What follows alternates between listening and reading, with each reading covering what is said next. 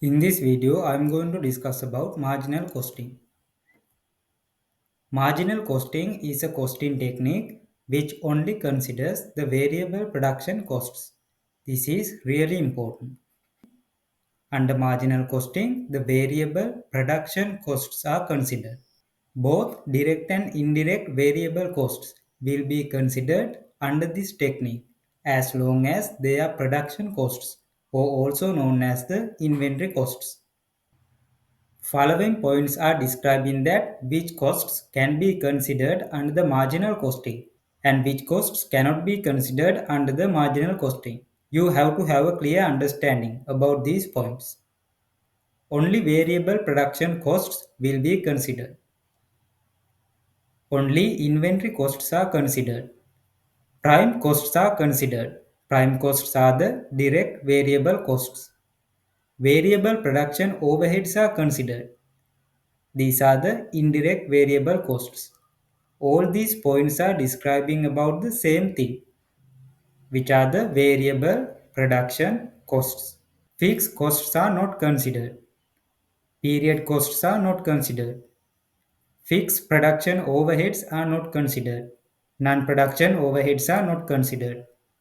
All of these points are describing the costs which cannot be considered under the marginal costing, which are non-variable production or non-production costs.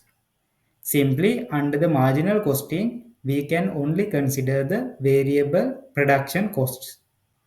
It can be either direct or indirect costs as long as they are production costs. This is the marginal costing cost card, which can be used to identify the marginal costing per unit. We consider the direct material cost, direct labor cost, variable production overhead costs. So finally, we can calculate the marginal cost per unit. Now you can identify each of these costs. Direct material is a variable production cost. Direct labor is also a variable production cost. Variable production overhead is a variable production cost. So it is really important only consider variable production costs under marginal costing. Now let's do this example. Company A manufactures product X. Following are the costs that incur to produce a unit of X. Calculate the marginal cost per unit for X. As now you know, under marginal costing, we only consider the variable production costs. So now what we have to do is we have to identify whether these costs are variable production costs or not. So direct material cost. This is a variable production cost. Direct labor hours per unit. They have given the direct labor hours that will be taken to produce one unit. And they have given the direct labor cost. This is a variable production cost. And they have given the fixed overhead per unit. Do we consider this cost under marginal cost or not? No, we don't, because we only consider the variable production cost, and this is a fixed cost.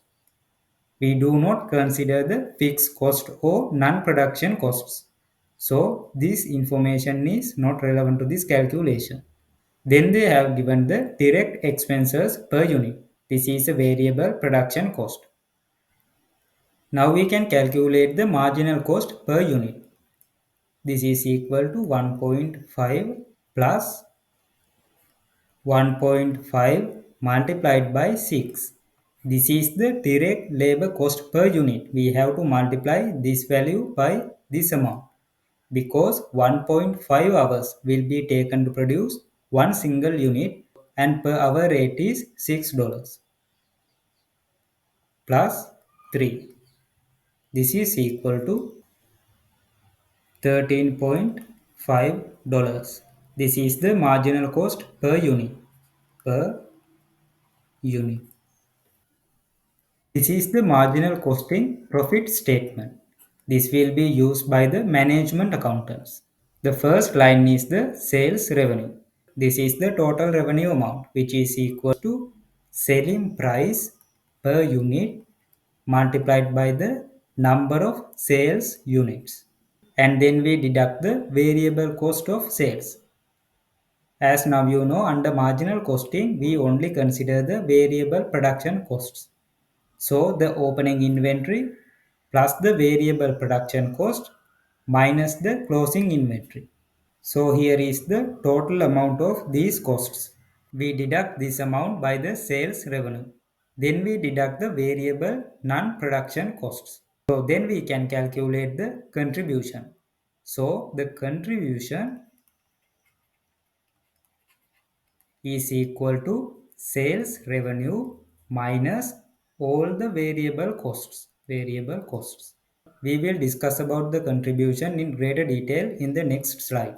Then we deduct the fixed production and fixed non-production costs from the contribution.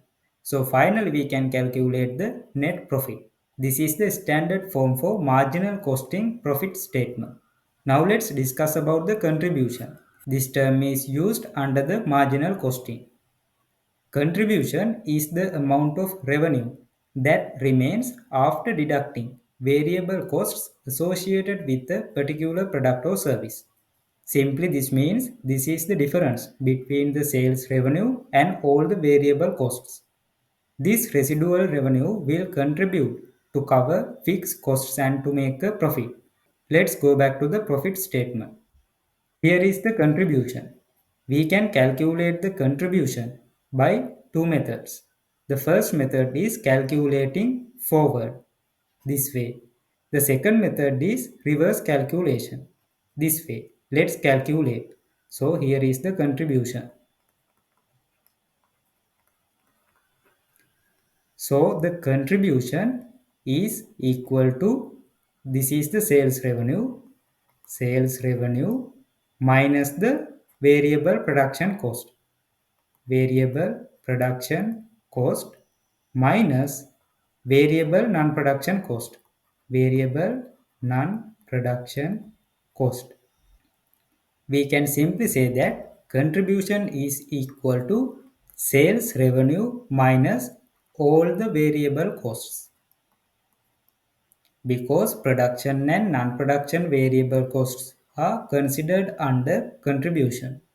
The second method is we can calculate the contribution by reverse calculation.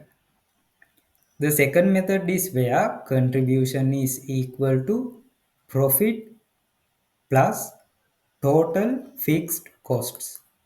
This is the net profit and here are the fixed costs, both production and non-production fixed costs. So using the profit and fixed costs, we can calculate the contribution. These are the two methods. So simply we can calculate the contribution per unit value, which is equal to selling price per unit minus the variable cost per unit. Here we have to consider all variable costs. This is really important. So if we want to calculate the total contribution, we can calculate it by total sales revenue minus the total variable costs. Both production and non-production variable costs should be considered here. As we discussed earlier, the second method is where we can calculate the total contribution by using the profit plus total fixed cost. These formulas are really important. You should have an overall understanding about these formulas.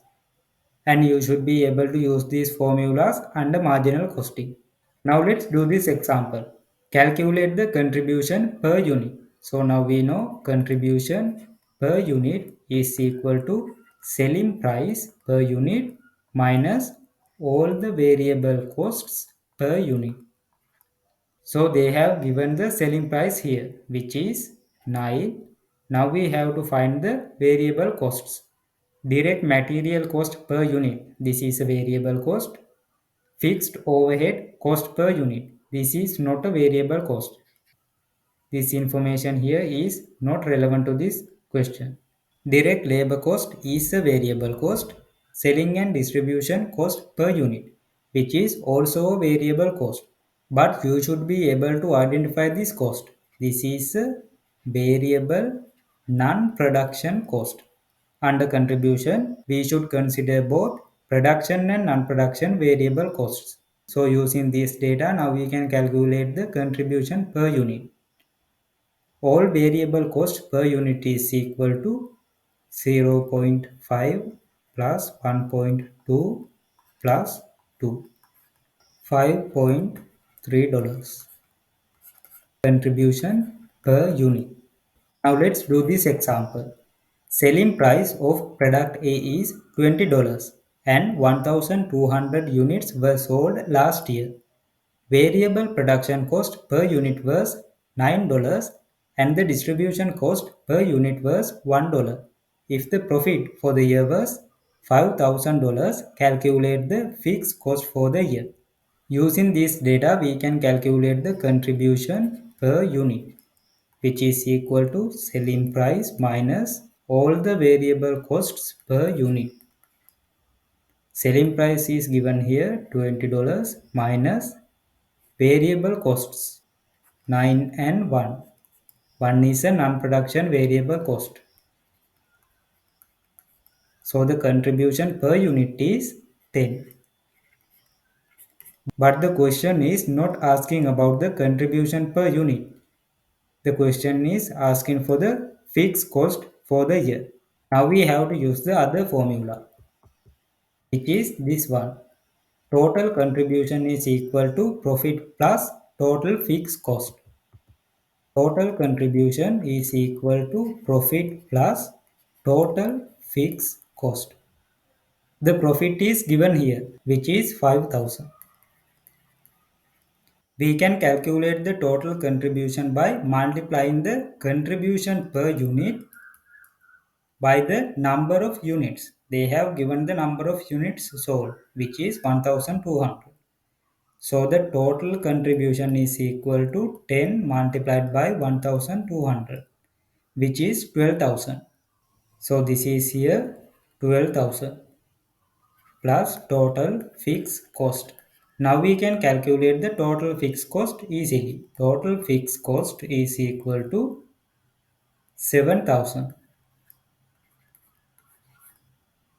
This is the basics of marginal costing. You have to have a better understanding about the formulas when it comes to marginal costing. So these are the formulas we have discussed so far. Total marginal cost is equal to total variable production costs. Marginal cost per unit is equal to variable production cost per unit. We can simply divide the total marginal cost by the number of units.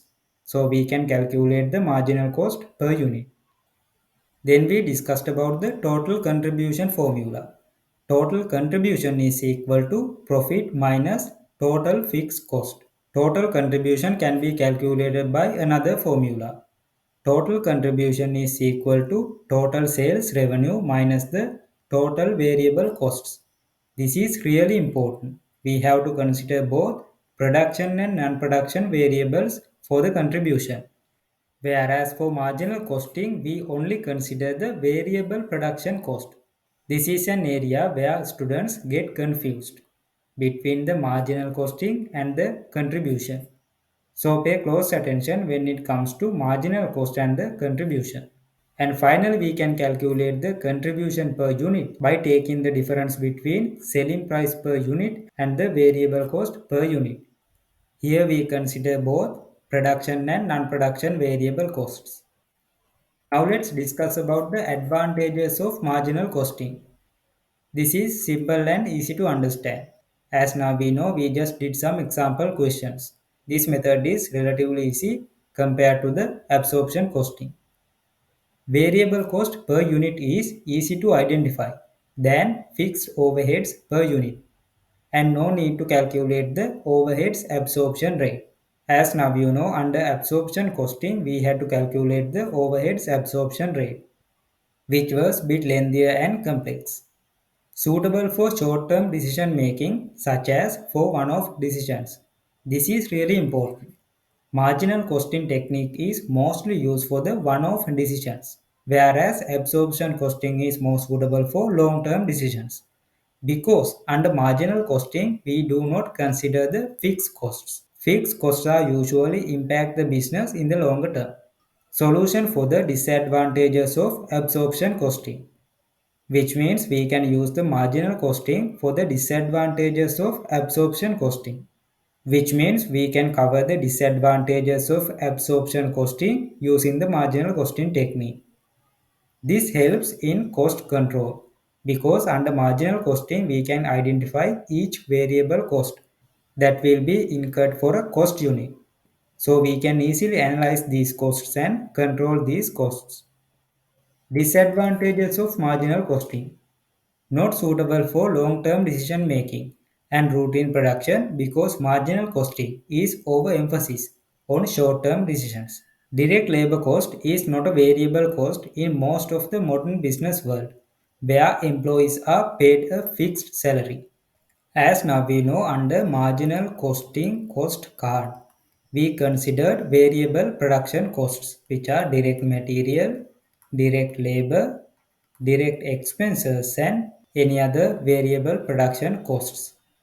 But in the modern business world, direct labor is not a variable cost.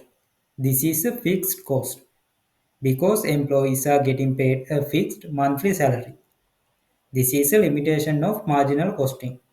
Marginal costing may lead to underpricing because we are only considering the variable production costs. Because under marginal costing, we only consider the variable production costs. We do not consider the fixed costs. So when it comes to pricing, this may lead to underpricing, meaning we may not be able to cover all our costs under marginal costing, which means under marginal costing, business may not be able to cover its all the total costs. This means under marginal costing, businesses may not be able to cover its total costs because only the variable production costs are considered. We will discuss about pricing in the next video. In that video, you will be able to get a good understanding about the pricing under marginal costing and the absorption costing. Thank you for watching. See you in the next video.